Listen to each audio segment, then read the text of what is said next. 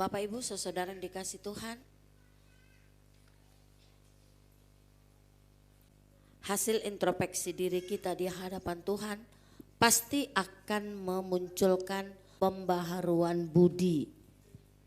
Ya, ada pembaharuan budi. Komitmen harus kita lakukan Tuhan.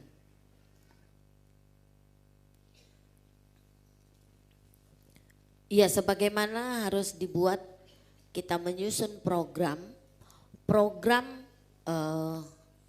ke depan biasanya bersumber dari dua. Pertama, menurut evaluasi tahun yang lalu, kira-kira apa yang belum tercapai, apa yang belum maksimal, memunculkan kita programkan, seperti itu kalau program ya. Kita memprogram apa yang akan lanjutkan ke depan. Semakin hari semakin bertumbuh. Nah, kalau enggak diprogramkan, dikomitmenkan, maka hidup saudara dan saya tambah tahun enggak ada perubahan budi. Bisa mengerti ya? Nah, Bapak Ibu, akhir tahun minimal harus ada introspeksi diri. Tidaknya setahun sekali pun jadilah. Kalau enggak ada introspeksi diri, enggak ada komitmen pembaharuan apa yang akan kulakukan ya untuk ke depan, seperti itu. Ada yang sudah membuat komitmennya supaya terjadi pembaharuan budi tahun ini, boleh angkat tangannya. 1, 2, 3, 4, 5, 6. Kok masih 7, 8, 9? Jadi Bapak Ibu yang lain gimana? Bapak Ibu kita harus buat seperti itu. Apa evaluasi tahun lalu secara pribadi? Oh, aku tahun lalu secara pribadi udahnya aku komitmenkan teduh setiap jam 5. Kalau ku evaluasi 30%. Komitmen yang baru, program diri tahun ini. Tuhan, aku mau 80. Bapak Ibu jangan lupa itu. Kenapa? Samanya itu seperti anak-anak. Kalau tambah tahunnya kan kita lihatnya KSM-nya ya kan.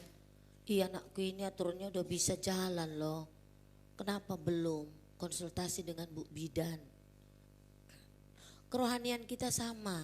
Kalau enggak kita evaluasi nanti udah lama kita jadi Kristen. Tapi enggak ada perubahannya. Coba dulu kalau Kristen gitu-gitu aja. Malu enggak kita?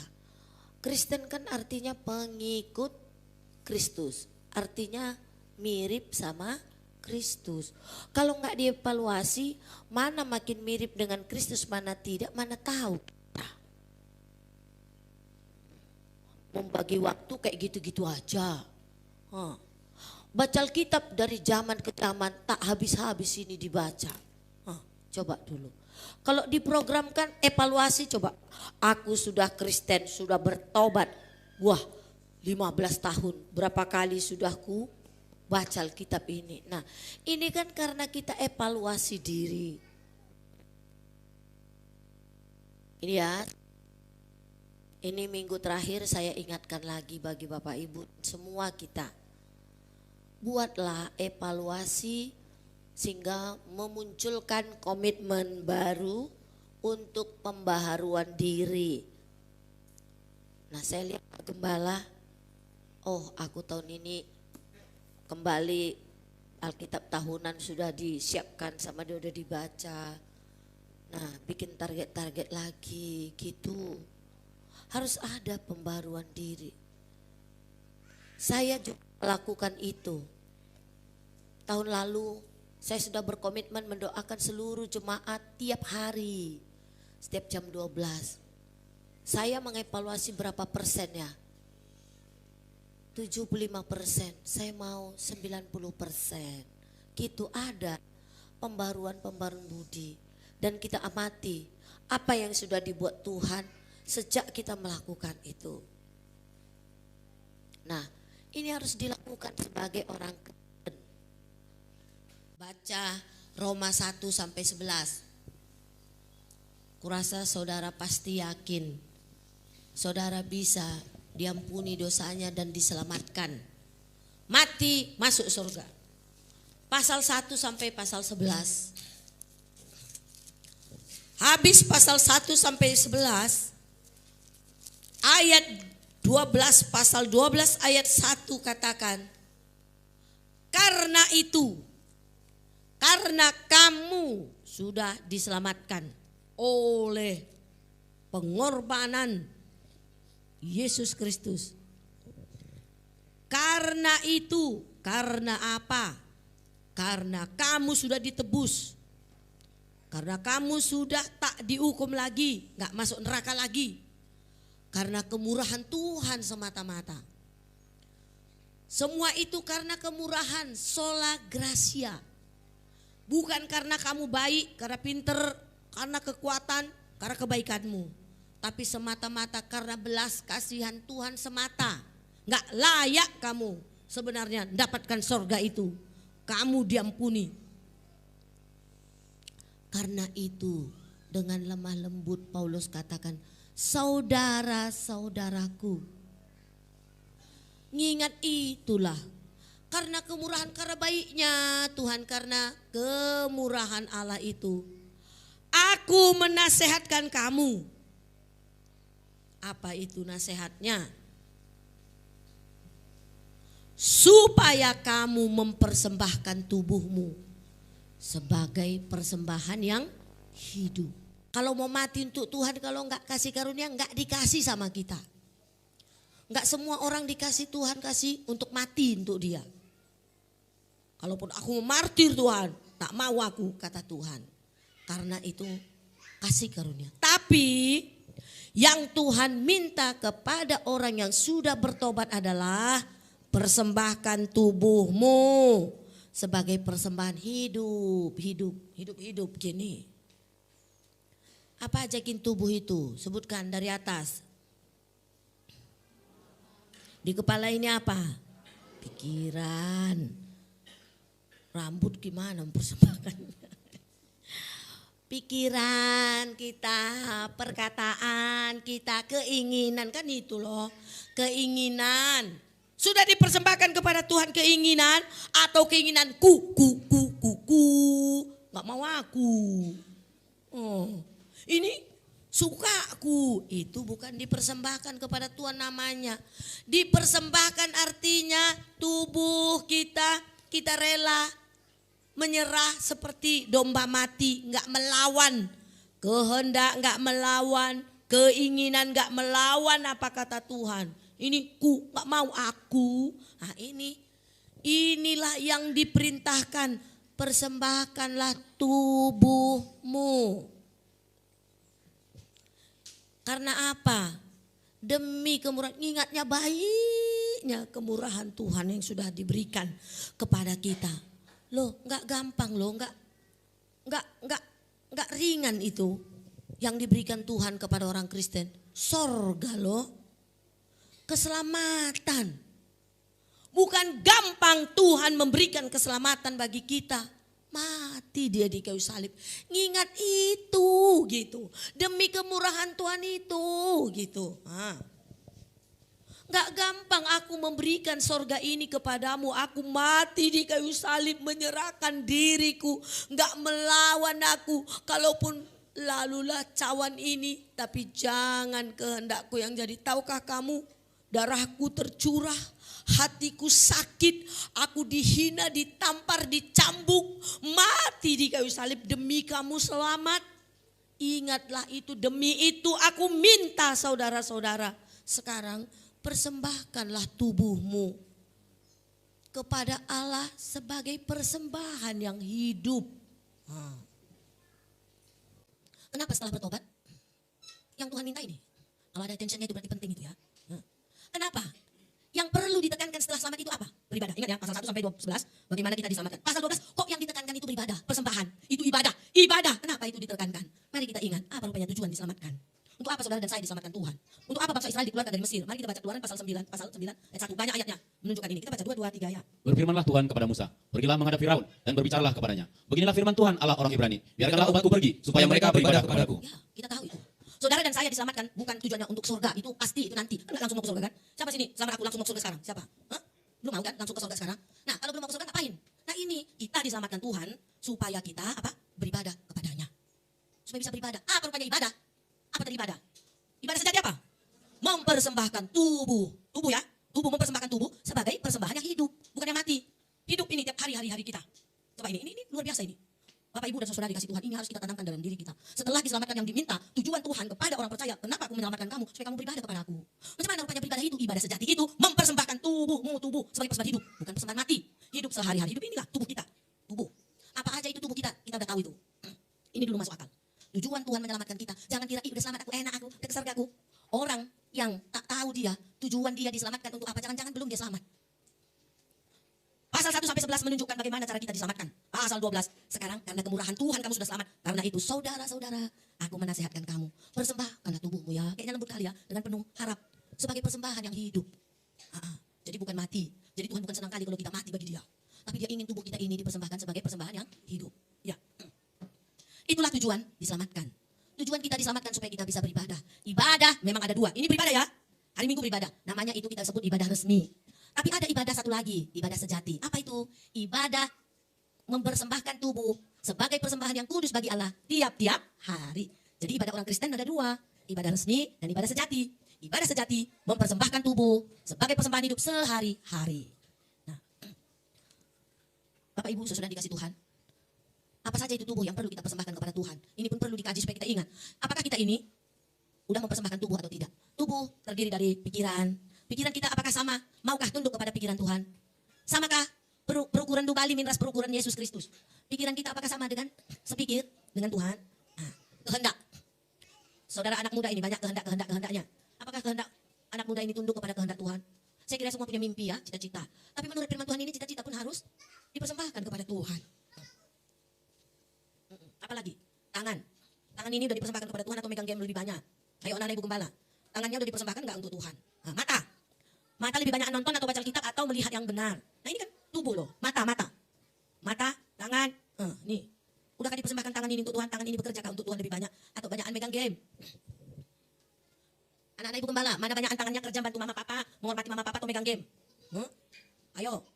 Tuhan bilang tubuh harus memuliakan Tuhan. Jadi gak boleh lebih banyak tangannya megang game loh. Harus banyakan bekerja. Amin anak ibu gembala. Amin bapak-bapak. Berarti kompak bapak dengan anak. Tangan kita, kerja kita, ini harus dipersembahkan kepada Tuhan. Iya. Itulah ibadah sejati. Kenapa Bapak Ibu? Boleh? Enggak rupanya. Gimana kira-kira kalau enggak mau? Kalau aku enggak gitu Bu. Enggak lah. Kalau banyak aku kuku. Ini tandanya dia belum mempersembahkan tubuhnya kepada Tuhan. Aku enggak gitu. Kalau aku. Coba lihat. 1 Korintus 6 ayat 20. Semua pemuda-pemudi membacanya. Pemuda-pemudi membacanya. 1 Korintus 6 ayat 20. 2, 3 ya. Sebab kamu telah dibeli dan harganya telah lunas dibayar. Karena itu muliakanlah Allah dengan tubuhmu. Apakah Tuhan itu terlalu kejam meminta kita mempersembahkan tubuh? Tidak. Kita harus ingat. Orang semua manusia ini sudah mati. Sudah ditawan oleh iblis. Dan waktu itu Tuhan Yesus waktu mati di kayu salib. Disitulah dia menebus. Dibelinya kembali. Udah terjual kita ini semua. Tapi dia membeli kita dengan lunas. Jadi kita ini sebenarnya gak punya hak lagi. Gak boleh kuku. Karena kita sudah dibeli dengan lunas. Dibayar. Supaya kita memuliakan Allah dengan apa? Tubuh. Hari ini Tuhan minta kita memuliakan dia dengan tubuh. Ini agak berbeda selama ini. Tuhan minta kita memuliakan dia dengan tubuh kita. Tubuh, mulut, tangan, kaki, pikiran, kehendak kita. Kita sudah dibeli, sudah ditebus, sudah dibayar. Sadarkah kita ini, kita gak ada lagi hak untuk hidup. Gak boleh lagi sebenarnya kita bilang. Gak mau. Orang yang sudah dibeli oleh lunas, yang punya kita ini, tubuh kita adalah Tuhan. Yang punya kehendak kita semua ini milik Tuhan. Tubuh untuk Tuhan. Nah gitu. Ini dasar kebenarannya. Jadi gak boleh lagi kehendak diri sendiri kalau sudah diselamatkan. Tapi adalah kehendak oleh kehendak Tuhan. Karena kita sudah dibeli. Sudah dibayar lunas. Kecuali orang yang belum dibeli Tuhan. Masih milik dosa dia. Itu bolehlah. Memang kalau dia mau gak kuat dia. Tapi saudara kalau sudah milik Tuhan. Sudah ditebus oleh Tuhan. Sudah dibeli oleh Tuhan. Kita memang bukan milik kita lagi. Apa kata Galatia itu? Adapun hidupku ini. Bukannya aku lagi. Melainkan Yesus hidup di dalam aku. Nah itulah dia. Itu yang benar. sejati di sini mempersembahkan tubuh kepada Allah. Oh, gini. Jadi kalau kita makin banyak mempersembahkan pikiran, tangan kita, mulut kita, tubuh lah. Itulah ibadah sejati. Tidak hanya dua ya, ibadah sejati di sini mempersembahkan tubuh, ada dua esensinya. Satu, tidak hanya tubuh kita melakukan dosa, tidak saja melakukan dosa. Tidak saja menjauhi dosa dari tubuh kita. Yang kedua, tetapi apa? Menggunakan tubuh sebagai pelayan roh dalam melayani Tuhan. Ini dia. Jadi ibadah sejati mempersembahkan tubuh, bukan saja kita menuruti dosa di dalam tubuh. Aku gak berdosa kok, udah mantap. Kan gitu, memang mantap. Tapi mempersembahkan tubuh di situ tidak berhenti, tidak melayani dosa dengan tubuh. Tetapi mempergunakan tubuh melayani Allah. Bisa mengerti? Ibadah itu tidak saja, kan tadi mempersembahkan tubuh ya, itu ibadah sejati kan?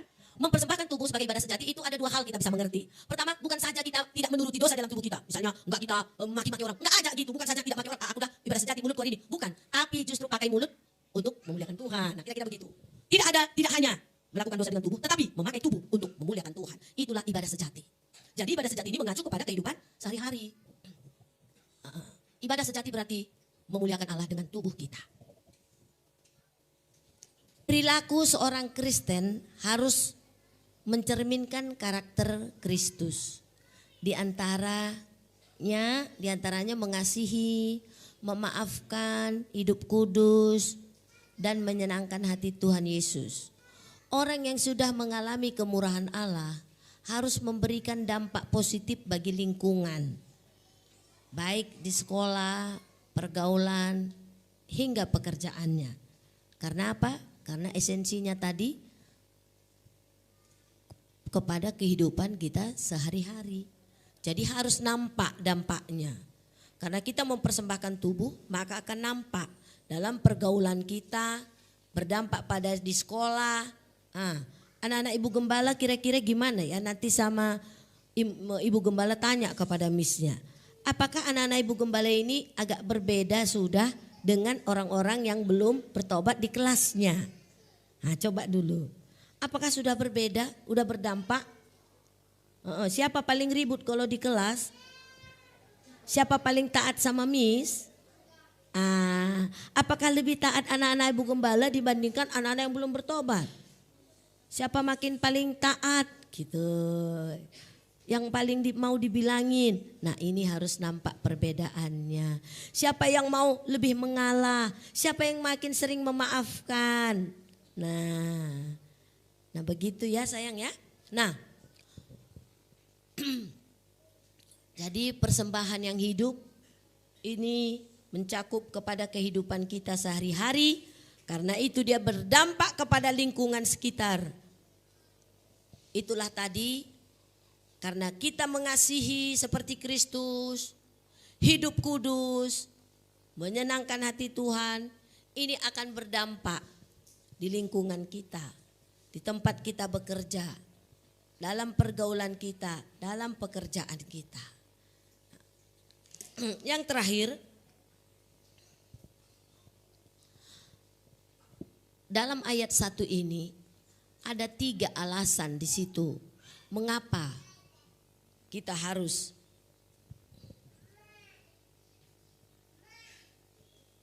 melakukan itu. Pertama, demi kemurahan Tuhan. Yang kedua, itu adalah persembahan yang berkenan kepada Tuhan. Yang ketiga itu ibadah sejati. Inilah yang kita lihat dari ayat 1, betul ya?